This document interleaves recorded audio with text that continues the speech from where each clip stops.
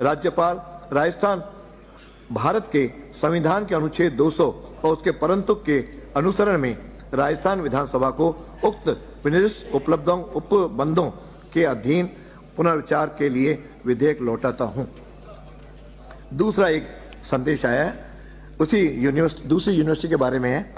भारत के संविधान के अनुच्छेद 200 के प्रथम परंतुक के अनुसरण में विधानसभा द्वारा पारित सौरभ विश्वविद्यालय हिंडौन सिटी करौली विधेयक 2022 पर माननीय राज्यपाल महोदय से निम्न संदेश प्राप्त हुआ है। यतः मैंने सौरभ विश्वविद्यालय हिंडौन सिटी करौली विधेयक 2022 के प्रावधानों को देखा, जो कि 22 मार्च 2022 को राजस्थान विधानसभा द्वारा पारित किया गया है और 8 अप्रैल 2022 को मेरी अनुमति के लिए प्रस्तुत किया गया। सौरभ विश्वविद्यालय हिंडौन सिटी करौली विधेयक 2022 के द्वारा राजस्थान राज्य में सौरभ विश्वविद्यालय हिंडौन सिटी करौली की स्थापना एवं निगमन के लिए और उससे सशक्त और आनुषंगिक विषयों के उपबंध करने के लिए विधेयक राजस्थान विधानसभा द्वारा पारित कर प्रस्तुत किया गया है। निजी विश्वविद्यालयों की स्थापना हेतु समय समय पर राज्य सरकार द्वारा जारी दिशा निर्देशों के अधीन वर्णित प्रावधानों के तहत सौरभ विश्वविद्यालय हिंडौन सिटी करौली की स्थापना के संबंध में निम्न कमियां पाई गई हैं। नंबर 1, राज्य सरकार के निजी विश्वविद्यालयों की स्थापना हेतु जारी दिशा निर्देश दिनांक 26/7/2007, 21/1/2011, 30/7/2012 एवं 1 फरवरी 2013 तथा समय समय पर संशोधित दिशा निर्देशों के अनुसार प्रस्तावित विश्वविद्यालय हेतु पृथक से 30 एकड़ परस्पर मिली हुई सपरिवर्तित भूमि पर 10,000 वर्ग मीटर का भवन निर्माण होना आवश्यक है, जिसका उपभोग सिर्फ प्रस्तावित विश्वविद्यालय हेतु किया जाना होता है। परंतु पत्रावली में उपलब्ध दस्तावेजों के अनुसार संस्था के पास उक्त अनुसार निर्धारित भूमि एवं भवन का सपरिवर्तन तथा भूमि का एकल पट्टा उपलब्ध नहीं है, जबकि संस्था द्वारा विभिन्न टुकड़ों में भूमि उपलब्ध होना अवगत कराया गया है, जिसका परीक्षण और सत्यापन समितियों द्वारा सत्यापन किया गया है, जो विश्वविद्यालय की स्थापना हेतु राज्य सरकार के दिशा निर्देशों के अनुरूप नहीं है।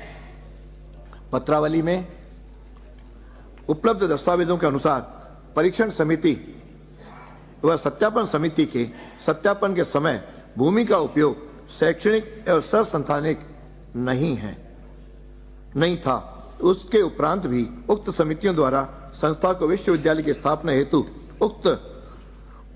उपयुक्त दर्शाया गया है, यह स्वीकार्य नहीं है, जिसके लिए परीक्षण और सत्यापन समिति तथा संस्था तीनों ही संयुक्त रूप से दोषी हैं, जिनके विरुद्ध कार्रवाई की जानी है। पत्रावली के अनुसार संस्था के पास उपलब्ध भूमि का उपयोग आज दिनांक में भी व्यावसायिक, आवासीय, बारानी, शैक्षणिक, संस्थानिक व चाही 1 तथा चाही 2 दर्ज है, जिसके लिए संस्था पर कार्रवाई अपेक्षित है।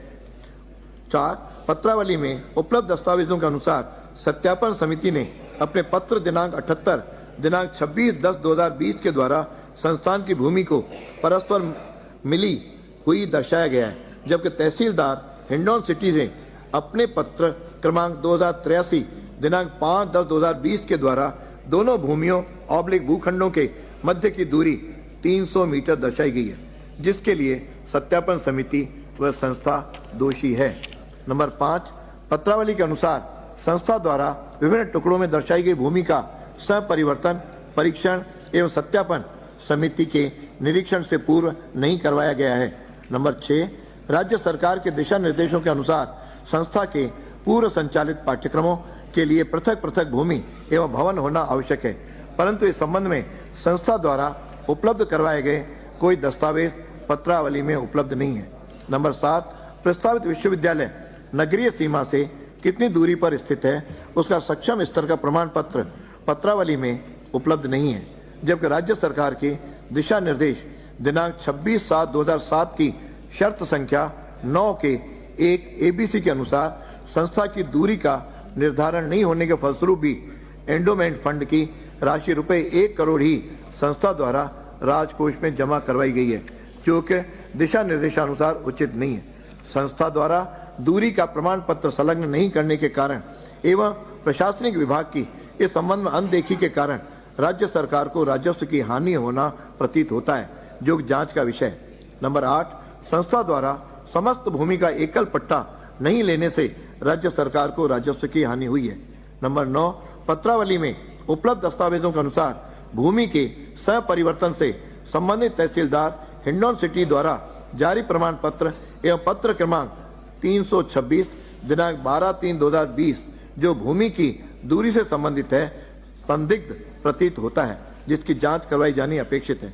नंबर 10, पत्रावली में उपलब्ध दस्तावेजों के अनुसार उप जिला कलेक्टर हिंडौन सिटी के पत्र क्रमांक 372 दिनांक 18/3/2010 में वर्णित तथ्य संदेहास्पद प्रतीत होता है यथा अतः उक्त सह परिवर्तन आदेश में पैरा नंबर 4 में सह परिवर्तन प्रयोजन का में व्यवसायिक पढ़ा जाए। उक्त संशोधित आदेश की जांच करवाई जानी आवश्यक है। नंबर 11, संस्था द्वारा प्रस्तावित विश्वविद्यालय के लिए भवन का सक्षम स्तर से अनुमोदित नक्शा एवं भूमि का प्रत्येक खसरे पर निर्मित भवन के संबंध में भी कोई जानकारी उपलब्ध नहीं है। नंबर 12, पत्रावली के अनुसार संस्था द्वारा भवन निर्माण स्वीकृति का दस्तावेज भी उपलब्ध नहीं करवाया गया है।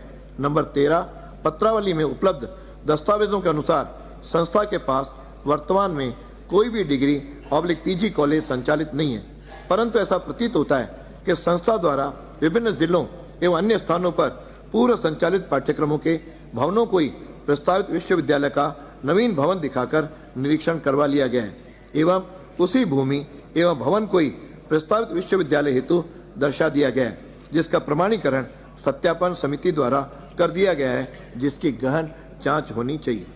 पत्रावली में उपलब्ध दस्तावेजों के अनुसार संस्था के परीक्षण एवं सत्यापन हेतु दोनों बार एक ही व्यक्ति के संयोजकत्व में समितियों का गठन किया गया है। संस्था द्वारा गठित परीक्षण एवं सत्यापन समिति में दोनों बार एक ही सदस्य का भी मनोनयन किया गया है। ऐसा क्यों किया गया है? उक्त विधेयक निजी विश्वविद्यालयों की स्थापना हेतु समय समय पर राज्य सरकार द्वारा जारी निर्देशों के अधीन वर्णित प्रावधानों के अनुरूप नहीं है।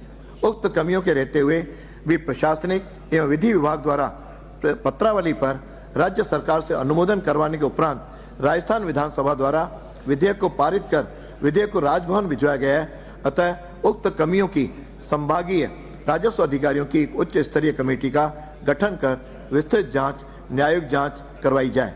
इसलिए मैं कलराज मिश्र, राज्यपाल राजस्थान, भारत के संविधान के अनुच्छेद 200 उसके परंतुक के अनुसरण में राजस्थान विधानसभा को उक्त विनिर्दिष्ट उपबंधों के अधीन पुनर्विचार के लिए विधेयक लौटाता हूं।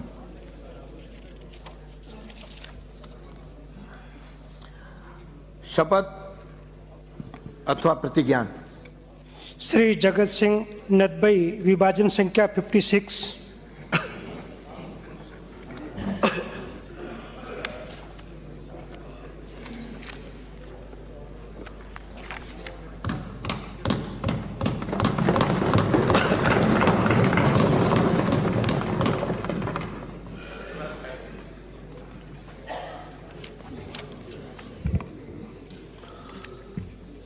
मैं जगत सिंह, जो विधानसभा का सदस्य निर्वाचित हुआ हूँ, ईश्वर की शपथ लेता हूँ कि मैं विधि द्वारा स्थापित भारत के संविधान के प्रति सच्ची श्रद्धा और निष्ठा रखूँगा। मैं भारत की प्रभुता और अखंडता अक्षुण्ण रखूँगा तथा जिस पद को मैं ग्रहण करने वाला हूँ उसके कर्तव्यों का श्रद्धापूर्वक निर्वहन करूँगा।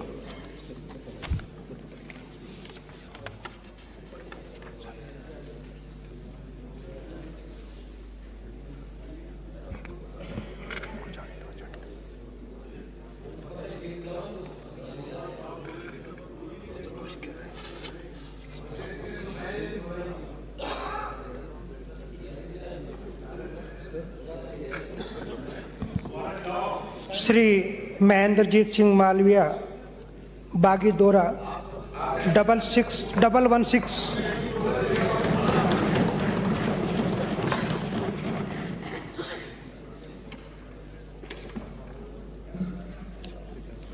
मैं महेंद्रजीत सिंह मालविया, जो विधानसभा का सदस्य निर्वाचित हुआ हूं, ईश्वर की शपथ लेता हूं कि विधि द्वारा स्थापित भारत के संविधान के प्रति सच्ची श्रद्धा निष्ठा रखूंगा।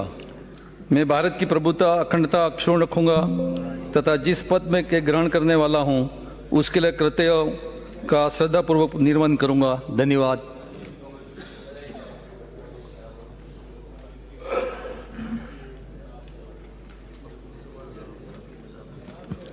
श्री रूपेंद्र सिंह कुन्नर, करणपुर 200।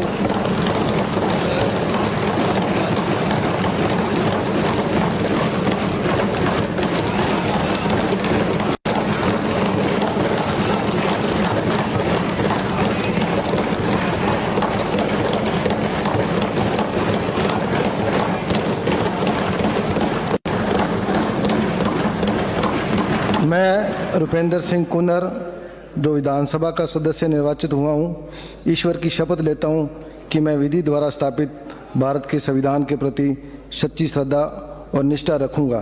मैं भारत की प्रभुता और अखंडता अक्षुण्ण रखूँगा और जिस पद को मैं पद ग्रहण करने वाला हूँ उसको कर्तव्यों को श्रद्धापूर्वक निर्वहन करूँगा।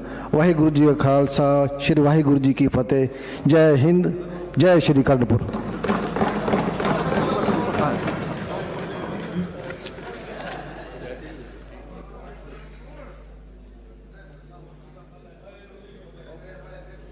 आइए आइए, बहुत बहुत बधाई।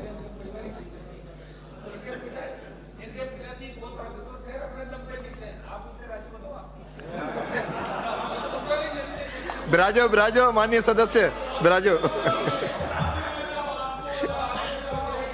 सदन की मेज पर रखे जाने वाले पत्र आदि प्रमुख सचिव। अध्यक्ष महोदय, मैं आपके अनुमति से राज्यपाल महोदय के अभिभाषण के प्रति सदन के मेज पर रखता हूं। अध्यक्ष महोदय, मैं आपके अनुमति से 15वीं राजस्थान विधानसभा के विगत सत्रों में पारित उन विधेयकों का विवरण सदन के मेज पर रखता हूं जिन पर राज्यपाल महोदय की अनुमति प्राप्त हो चुकी है। Number 1, Mahatma Gandhi institute of governance and social sciences विधेयक 2023। Number 2, Rajiv Gandhi fintech digital संस्थान विधेयक 2023। नंबर 3, राजस्थान विश्वविद्यालयों के अध्यापक ब्रैकेट में अस्थायी अध्यापकों का आमेलन संशोधन विधेयक 2023। नंबर 4, राजस्थान विधियों निश्रण विधेयक 2023। नंबर 5, राजस्थान विनियोग संख्या 3 विधेयक 2023। नंबर 6, राजस्थान मृत शरीर का सम्मान विधेयक 2023। नंबर 7, राजस्थान सार्वजनिक परीक्षा भर्ती में अनुचित साधनों की रोकथाम के अध्ययुपाय संशोधन विधेयक 2023। नंबर 8, राजस्थान सिनेमा विनियम संशोधन विधेयक 2023। नंबर 9, राजस्थान ILD कौशल विश्वविद्यालय जयपुर विधेयक 2023। नंबर 10, कोटा विकास प्राधिकरण विधेयक 2023। नंबर 11, उदयपुर विकास प्राधिकरण विधेयक 2023। नंबर 12, मारवाड़ चिकित्सा विश्वविद्यालय विधेयक 2023। नंबर 13, राजस्थान माल और सेवा कर संशोधन विधेयक 2023। नंबर 14, राजस्थान न्यूनतम आय गारंटी विधेयक 2023। नंबर 15, राजस्थान पशु चिकित्सा और पशु विज्ञान विश्वविद्यालय जोबनेर जयपुर विधेयक 2023। नंबर 16, गांधी वाटिका न्यास विधेयक 2023। नंबर 17, राजस्थान प्लेटफार्म आधारित गिरवर्ग कर्मकार रजिस्ट्रेशन और कल्याण विधेयक 2023। नंबर 18, राजस्थान अभिधृति संशोधन विधेयक 2023। नंबर 19, राजस्थान राज्य कृषक ऋण राहत आयोग विधेयक 2023। नंबर 20, महात्मा गांधी दिव्यांग विश्वविद्यालय जोधपुर विधेयक 2023। अध्यादेश श्री गजेंद्र सिंह जी। अध्यक्ष महोदय, मैं आपकी अनुमति से राजस्थान माल और सेवा कर संशोधन अध्यादेश 2023 का अध्यादेश संख्यांक 1 सदन की मेज पर रखता हूं। कार्य सलाहकार समिति के प्रतिवेदन का उपस्थापन एवं उस पर विचार श्री जोगेश्वर गर्ग, सरकारी मुख्य सचेतक। अध्यक्ष महोदय, मैं आपकी अनुमति से कार्य सलाहकार समिति के प्रथम प्रतिवेदन का उपस्थापन करता हूं।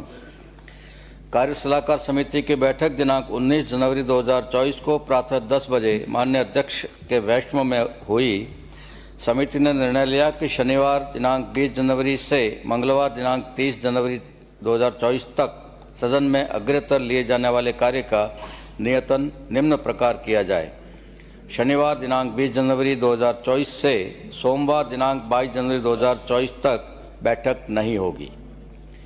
मंगलवार दिनांक 23 जनवरी राज्यपाल महोदय के अभिभाषण पर प्रस्तुत धन्यवाद प्रस्ताव पर वाद विवाद। बुधवार दिनांक 24 जनवरी 2024 राज्यपाल महोदय के अभिभाषण पर प्रस्तुत धन्यवाद प्रस्ताव पर अग्रतर वाद विवाद। गुरुवार दिनांक 25 जनवरी 2024 से रविवार दिनांक 28 जनवरी 2024 तक बैठक नहीं होगी। सोमवार दिनांक 29 जनवरी 2024 राज्यपाल महोदय के अभिभाषण पर प्रस्तुत धन्यवाद प्रस्ताव पर अग्रतर वाद विवाद। मंगलवार दिनांक 30 जनवरी 2024 राज्यपाल महोदय के अभिभाषण पर प्रस्तुत धन्यवाद प्रस्ताव पर अग्रतर वाद विवाद एवं राज्य सरकार की ओर से उत्तर। माननीय अध्यक्ष महोदय, मैं प्रस्ताव करता हूं कि यह सदन कार्य सलाहकार समिति के प्रथम प्रतिवेदन पर अपनी सहमति प्रकट करता है। प्रश्न यह है कि यह सदन कार्य सलाहकार समिति के प्रथम प्रतिवेदन पर अपनी सहमति प्रकट करता है। जो पक्ष में हो हाँ कहें, जो विपक्ष में हो ना कहें। हाँ पक्ष जीता। यह सर्वसम्मति से प्रतिवेदन पर सदन ने सहमति प्रदान की गई। शोकाभिव्यक्ति।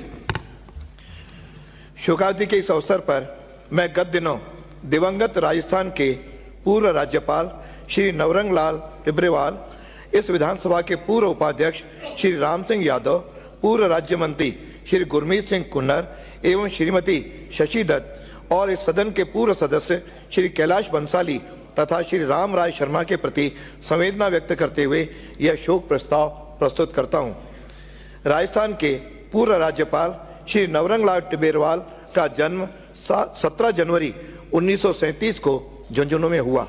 आपने बीकॉम और एलएलबी की उपाधियां प्राप्त की। श्री नवरंग लाल टिब्रेवाल वर्ष 1978 से 1986 तक स्टेट बार काउंसिल के सदस्य रहे और अध्यक्ष भी रहे। आप मार्च 1998 में राजस्थान उच्च न्यायालय में प्रशासनिक अधिकारी बने तथा इसी वर्ष राजस्थान उच्च न्यायालय में कार्यवाहक मुख्य न्यायाधीश भी नियुक्त हुए। आपके पास 24 मई 1998 से 15 जनवरी 1999 तक राजस्थान के राज्यपाल का कार्यभार भी रहा। श्री नवरंग लाल जी टिब्रेवाल का दिनांक 8 जनवरी 2024 को निधन हो गया। इस विधानसभा के पूर्व उपाध्यक्ष श्री राम सिंह यादव का जन्म 30 जुलाई 1928 को अलवर जिले के कौशलपुर ग्राम में हुआ। आपने एमए तथा एलएलबी की उपाधियां प्राप्त की। श्री राम सिंह यादव 5वीं विधानसभा में मुंडावर से कांग्रेस के विधायक निर्वाचित हुए। विधानसभा के कार्यकाल के दौरान आप मार्च 1972 से अप्रैल 1977 तक राजस्थान विधानसभा के उपाध्यक्ष रहे।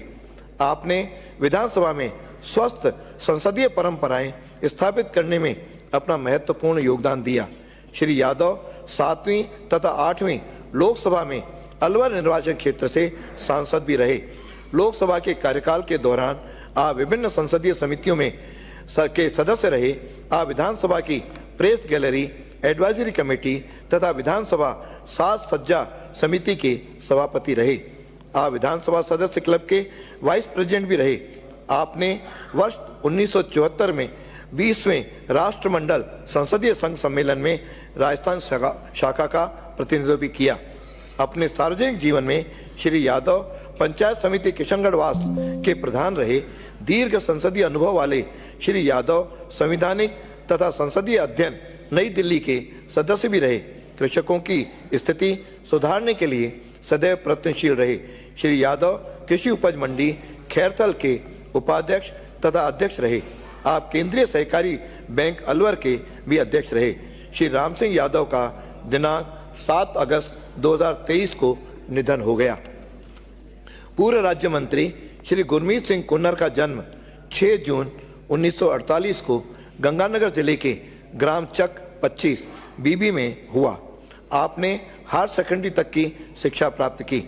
श्री गुरमीत सिंह कुन्नर 11वीं, 13वीं और 15वीं राजस्थान विधानसभा में करणपुर निर्वाचन क्षेत्र के विधायक निर्वाचित हुए। आप 13वीं विधानसभा में निर्दलीय तथा 11वीं एवं 15वीं विधानसभा में इंडियन नेशनल कांग्रेस के विधायक रहे। विधानसभा के कार्यकाल के दौरान आप पुस्तकालय समिति, गृह समिति तथा जनलेखा समिति के सदस्य रहे। आप सरकारी आश्वासनों संबंधी समिति के सभापति भी रहे।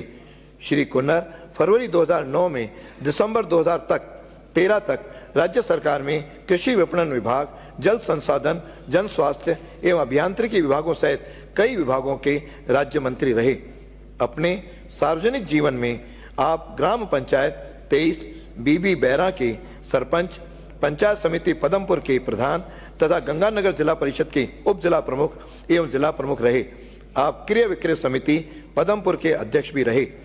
शिक्षा प्रसार के लिए प्रयत्नशील रहे श्री कुन्नर विभिन्न शैक्षणिक संस्थाओं से संबंध भी रहे। श्री गुरमीत सिंह कुन्नर का दिनांक 15 नवंबर 2023 को निधन हो गया। पूर्व राज्य मंत्री एवं विधायक श्रीमती शशि दत्त का जन्म 8 फरवरी 1957 को हरियाणा के रोहतक में हुआ। आपने बीए और एलएलबी की उपाधियां प्राप्त की। श्रीमती शशि दत्त 10वीं राजस्थान विधानसभा के लिए टीबी विधानसभा क्षेत्र से निर्दलीय विधायक निर्वाचित हुई।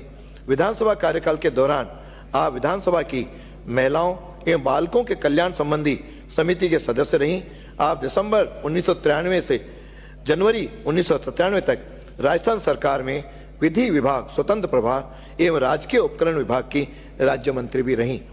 समाज सेवा में रुचि रखने वाली श्रीमती शशि दत्त विधानसभा में अपने निर्वाचन क्षेत्र की जन समस्याओं के निराकरण के लिए सदैव प्रयत्नशील रहीं। श्रीमती शशि दत्त का दिनांक 6 सितंबर 2023 को निधन हो गया। पूर्व सदस्य श्री कैलाश चंद्र बंसाली का जन्म 18 फरवरी 1941 को जोधपुर में हुआ। आपने बीकॉम, एलएलबी तथा सीए की उपाधियां प्राप्त की।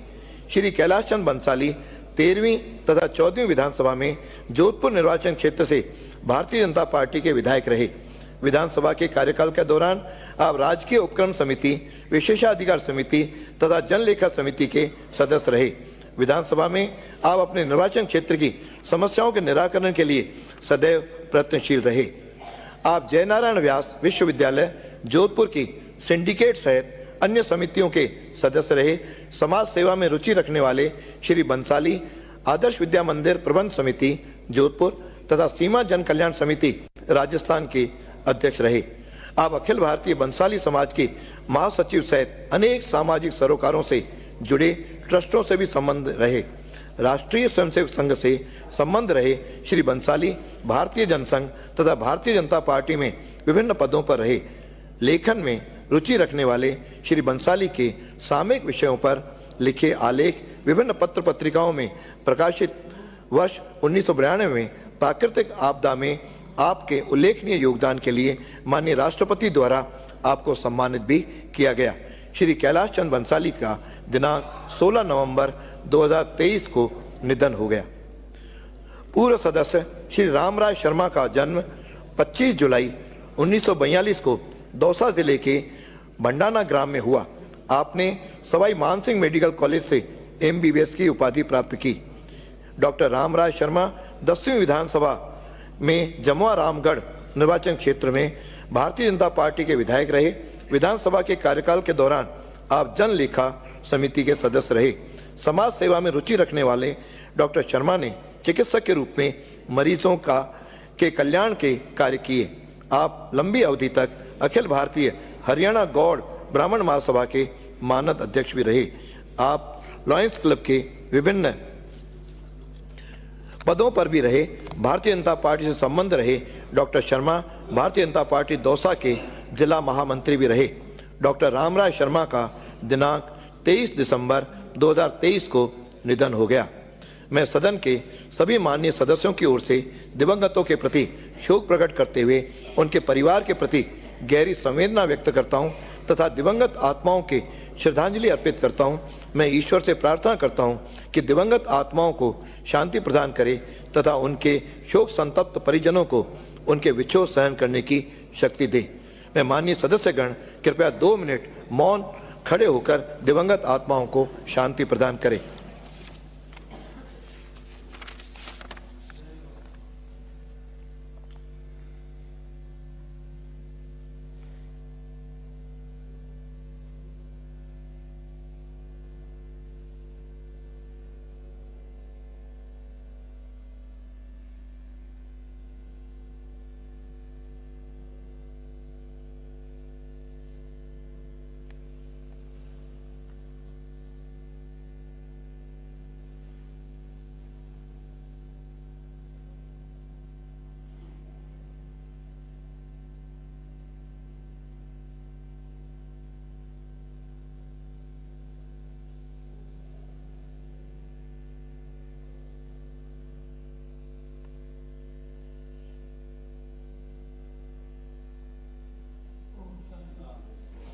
ओम शांति। सदन की कार्रवाई मंगलवार दिनांक 23 जनवरी 2024 के प्रातः 11 बजे तक के लिए स्थगित की जाती है।